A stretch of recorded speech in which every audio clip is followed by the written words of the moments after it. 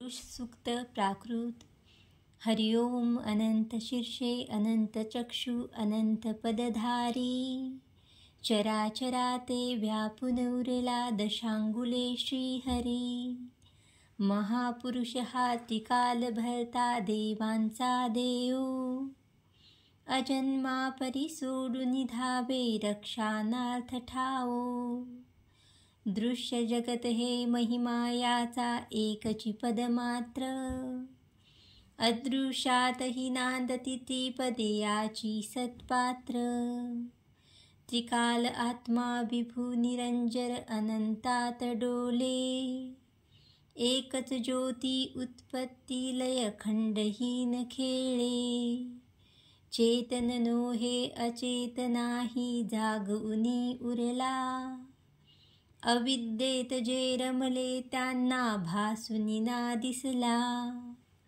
चराचर या निर्मुनितेने जीवही बनविले, नाना रूपे अस्ति इंद्रिये विश्वथोर नटले। पुढे विभूने यज्ञ मांडिला जीव हविर्द्रव्य, वसंत झाला आज्य ग्रीष्म तो इंधनही हव्य। शरद सरारे हविर्द्रव्यसा लोट लोटुनिया, याग जाहला कल्पनावनी पुरुष सुक्त गाया। जीव हि रमता यज्ञ साधनी देव सृजन झाले, सृष्टी वर्धना तसे रक्षणा ऋषी ज्ञानी सजले। देव ऋषीनी यज्ञ रक्षिता आज्य दधी सिंधू, अहा उसळले भाविक भक्ता भूलले हि भोंदू।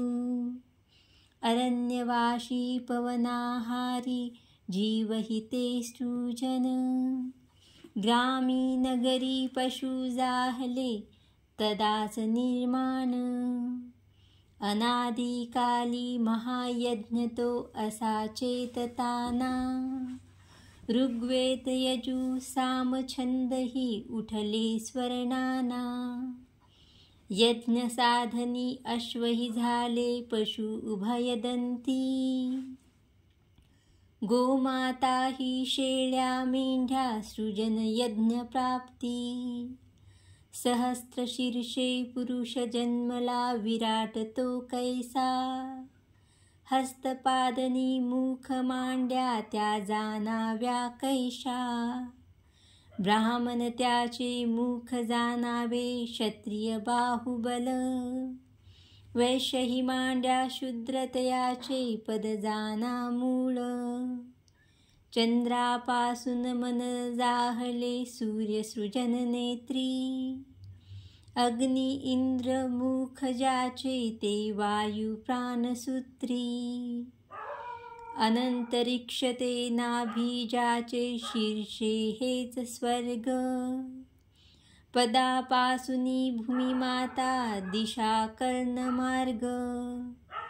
देव रंगले यज्ञ साधनी 21 समिधा, जीव सृष्टी ही विराट पुरुष हव्यच त्या छंदा। 12 महिने 5 ऋतूंनी सप्त छंद परिधी, रवी सवेते त्रिलोक जाना हव्य यज्ञ भागी। देववरांनी सर्वस्वाचा यज्ञ असा करुनी, महत्पदाते चढल्या जीवा गौरविते वाणी। यज्ञ साधना अशी जगाच्या कारण वाढीशी, महाजनाते तेच देव हे नेती स्वर्गाशी। संपूर्ण।